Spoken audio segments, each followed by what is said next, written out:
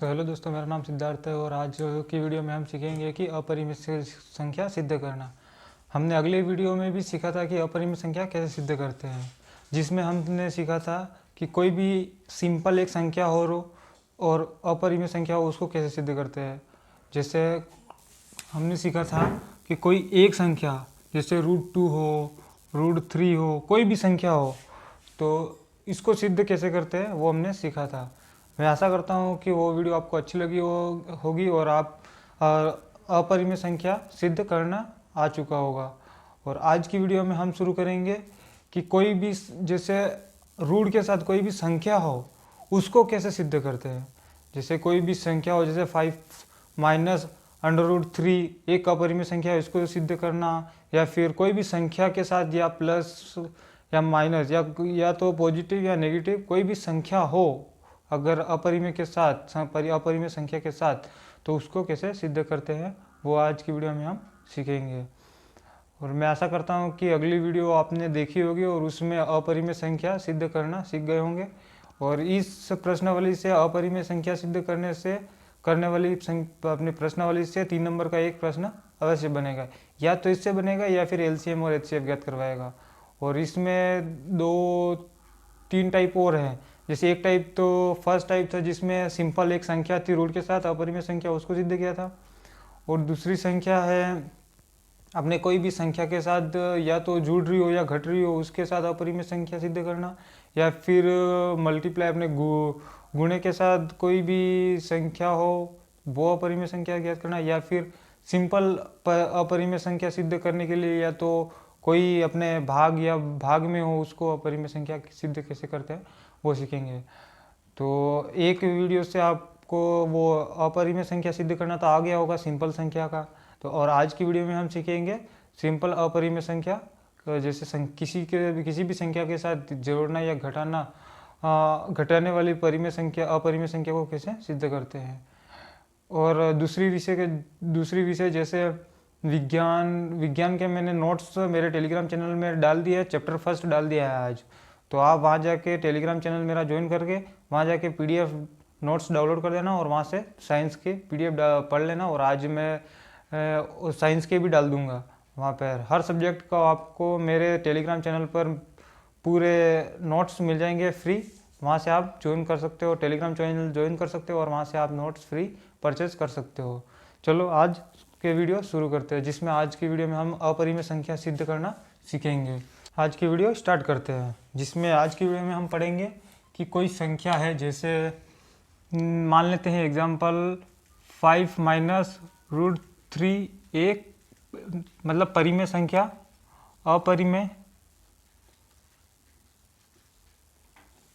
अपरिमेय संख्या सिद्ध कीजिए। अपरिमेय सिद्ध कीजिए या अपरिमेय संख्या सिद्ध कीजिए। कोई संख्या है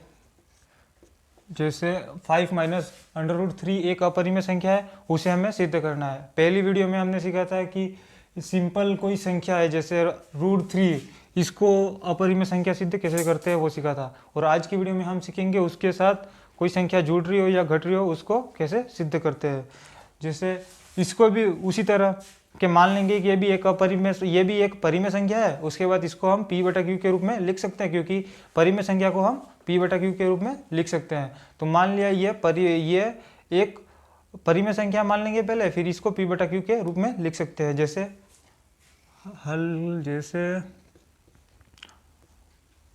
मान लेते हैं 5 माइनस √3 एक परिमेय संख्या है, तथा इसे हम किसके रूप में लिख सकते हैं? P/Q के रूप में लिख सकते हैं, तथा इससे हम P/Q के रूप में लिख सकते हैं, जहाँ Q का मान कभी 0 नहीं होगा। ये हमने एक प्रमेय लिख दी कि इसको एक परिमेय संख्या है इसलिए ये जिसको हम p बटा क्यू के रूप में लिख सकते हैं, और ये इसको कभी q का मान कभी 0 नहीं आना चाहिए, तो इसलिए तो क्या आएगा 5 है ये 5 माइनस √3 बराबर p बटा q कोई संख्या है। फिर इसमें एक ये क्या है, एक बार तो इधर एक छोटी सी एक ब्रैकेट में अपन को लिखना है कि q का मान तो कभी 0 नहीं होना चाहिए, ये तो लिखना ही है। और p व q कौन सी संख्या है, p व q सहभाज्य संख्याएं हैं,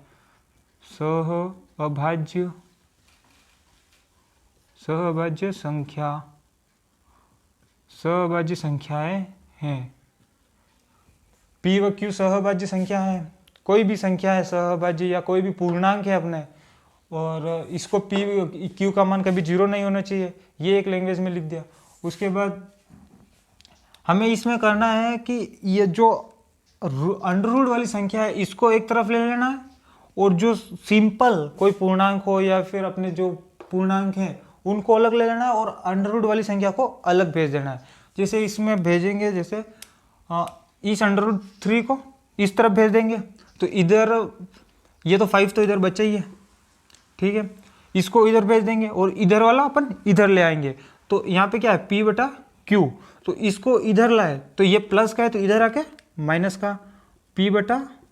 q बराबर, और इधर ये प्लस माइनस का √3 है तो उधर जाके प्लस में बदल जाएगा, तो प्लस √3। अब ये आ गया, इसको पूरा सोल्व करो, तो इसको सोल्व करो तो कैची गुणा होगा, यहाँ पे नहीं है कोई तो मान लेते एक है, फिर इसका मल्टीप्लाई इसमें क्या कितने आए 5q, फिर माइनस का माइनस, फिर q p का वो मल्टीप्लाई p का गुणा अपने एक में क्या तो कितने आए सिंपल p अपॉन, फिर q का गुणा एक में किया तो कितने आए सिंपल q आया, सिंपल q बराबर अंडररूट का 3, ये हमारी समीकरण 1 आ गई, समीकरण नंबर 1 आ गई। और सहभाज्य संख्या है, सहभाज्य संख्या कौन सी होती है, कोई भी पूर्णांक संख्या, और कौन कौन सी संख्या है p व q, मतलब p और q दो पूर्णांक संख्याएं हैं, तो दो पूर्णांक संख्या है तो माना ये p व q पूर्णांक संख्याएं हैं, क्योंकि p व q दोनों पूर्णांक संख्या है, तो दोनों पूर्णांक संख्या है तो 5q माइनस p भी पूर्णांक होगा, क्योंकि इसके साथ 5 जुड़ गया है सिंपल, क्योंकि दो संख्या सहभाज्य संख्या वो होती है जो पूर्णांक संख्या होती है, पूर्णांक संख्या होती है, और पूर्णांक संख्या कौन कौन सी अपने p व q, तो इसके साथ 5 ऊपर उधर आगे मल्टीप्लाई हो रहा है, तो 5 मल्टीप्लाई हो रहा है तो 5q माइनस p भी पूर्णांक होगा, क्योंकि p व q दो कोई पूर्णांक संख्या है अपने, वो अगर पूर्णांक p व q दो संख्या पूर्णांक संख्या है तो उसके साथ, क्योंकि इसके साथ हम मल्टीप्लाई हो रहे थे, ये भी तो कोई पूर्णांक संख्या है क्योंकि ये भी संख्या है, तो 5q माइनस p भी एक पूर्णांक होगा,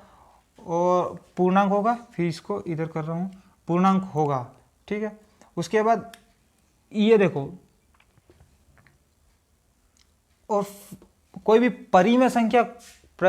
कैसी होती है, परिमेय संख्या जैसे देखो सहभाज्य संख्या, जैसे किसी का भी संख्या सहभाज्य संख्या कैसे पूर्णांक संख्या कैसे प्राप्त होगी,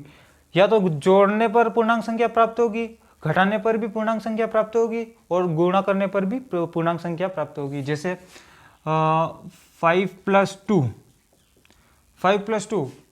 2 जोड़ा तो कितने आए,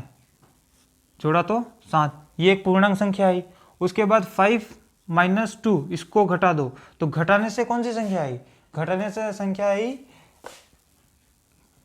3, और इसमें अगर मल्टीप्लाई गुणा किया 5 × 2 तो कितने आए 10 आए। मतलब पूर्णांक संख्या किसी भी संख्या में अगर मल्टीप्लाई कुछ भी करोगे पूर्णांक संख्या हमेशा अलग ही आएगी। और इसमें अगर 5/2 भाग दे दिया तो क्या है, ये एक ये परिमेय संख्या आ गई। तो ये एक मान ली ये एक परिमेय संख्या आ गई, और ये कौन सी संख्या है, ये पूर्णांक संख्या है। तो यहाँ पे 5q माइनस p एक पूर्णांक है, कोई भी एक संख्या, क्योंकि p व q दो पूर्णांक है, तो 5q माइनस p भी एक पूर्णांक होगा, तो बट फिर ये पूरी संख्या, जैसे ये समझने के लिए था सिंपल, और बराबर 5q minus p upon q। अब ये किसके रूप में है, ये एक परिमेय संख्या के रूप में है, तो एक परिमेय संख्या है, ये एक परिमेय संख्या है, क्योंकि p बटा q के रूप में है, p बटा q के रूप में हम परिमेय संख्या को लिख सकते हैं, तो ये एक परिमेय संख्या है। तो परिमेय संख्या है, अतः समीकरण 1 से देखो, समीकरण 1 से क्या है, 5q minus p upon q बराबर √3, पर √3 ये परिमेय संख्या है नहीं, क्योंकि ये p बटा q के रूप में है ही नहीं, तो ये, और 5q minus p upon q ये एक परिमेय संख्या है, बट इसके साथ बराबर में √3 जुड़ गया, तो ये तो परिमेय संख्या है ही नहीं, तो ये तो एक अपरिमेय संख्या है। तो हमने माना, वो गलत मान लिया था कि ये परिमेय संख्या है, तो ये एक अपरिमेय संख्या है, इसलिए इसको हम लिख देंगे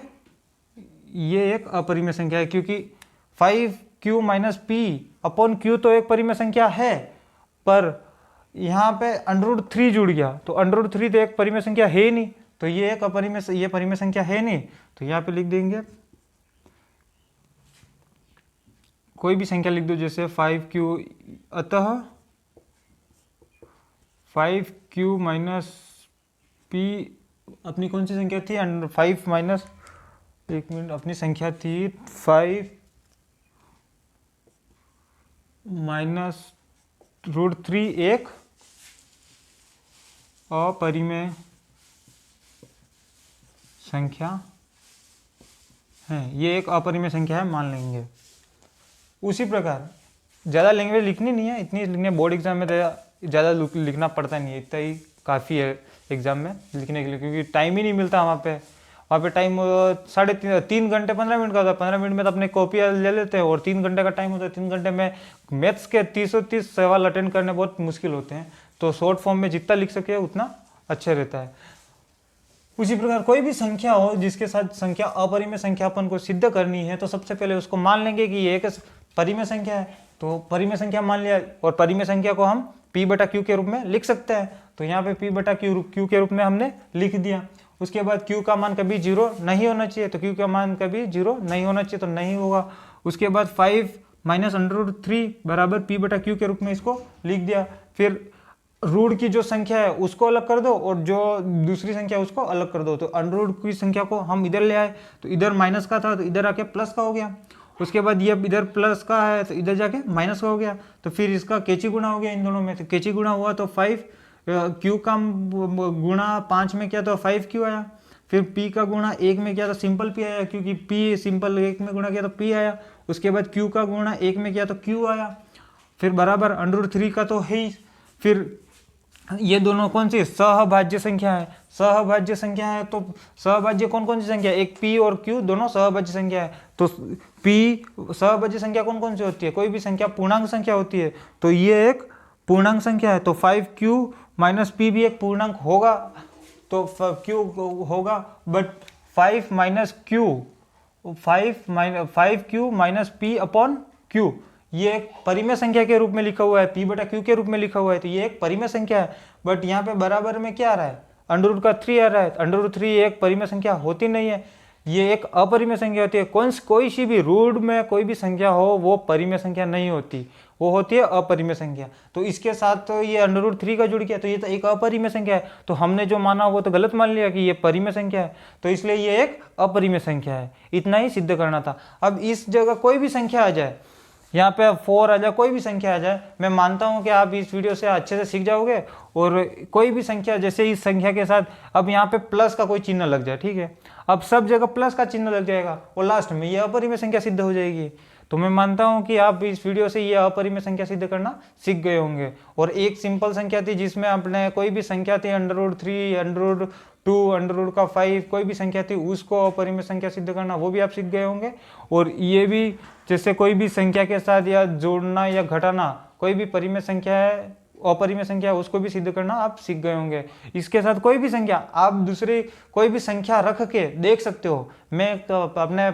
कई किताबों से देखकर नहीं कर रहा हूँ, मैं जो अपने बोर्ड एग्जाम में मोस्ट इंपोर्टेंट सवाल बनेंगे उसी से कर रहा हूँ। क्योंकि बोर्ड एग्जाम में जो अपने सवाल बनेंगे वो सवाल कहीं किताबों से बहुत कम आएंगे, क्योंकि किताबों से तो आएंगे पैटर्न भी वही रहेगा, बस संख्या के अपने जो सवाल संख्या के जो सवाल है वो चेंज हो जाएंगे। इसलिए संख्या के जो सवाल है वो चेंज हो जाएंगे। तो इसलिए अपन जो समझा रहे हैं वो मतलब जो भी सवाल कर रहे हैं वो एग्जाम के पॉइंट ऑफ व्यू से मोस्ट इंपॉर्टेंट है। क्योंकि अब आप इस जगह कोई भी संख्या रख दो, कोई भी संख्या रख के इसको मान लो ये एक अपरिमेय संख्या है, अपरिमेय संख्या के बाद ये फिर ये इसको मान लेना ये परिमेय संख्या है, उसको मान के फिर सिद्ध कर लेना। सिद्ध करने के लास्ट मतलब अंत में ये एक अपरिमेय संख्या सिद्ध हो जाएगी। अब हम कल की वीडियो में सीखेंगे कि कोई उसके साथ अगर मल्टीप्लाई में कोई गुणे के साथ अगर अपरिमेय संख्या हो तो उसको कैसे सिद्ध करते हैं। और आशा करता हूँ कि ये वीडियो आपको अच्छी लगी हो। अगर ये वीडियो आपको अच्छी लगी हो और आप और आगे अच्छी से तैयारी करना चाहते हो तो इस चैनल को सब्सक्राइब कर लीजिए।